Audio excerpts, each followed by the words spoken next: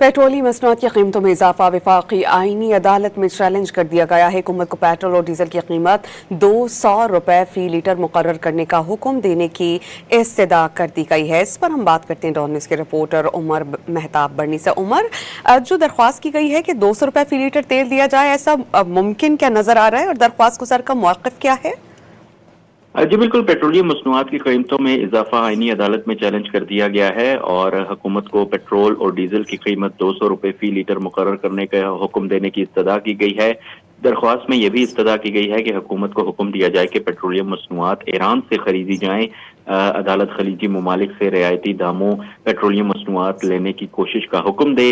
दरख्वास्त में हुकूमत पाकिस्तान और सेक्रेटरी एस्टेब्लिशमेंट डिवीजन को फरीक बनाया गया है, जबकि दरख्वास्त में कहा गया है कि गरीब मुल्क में पेट्रोल और डीजल की कीमत 400 रुपए तक पहुंचाना जुल्म है। जंग और अबनाए हुर्मस की सूरत हाल और IMF के नाम पर कीमतें बढ़ाने का बहाना बनाया जा रहा है।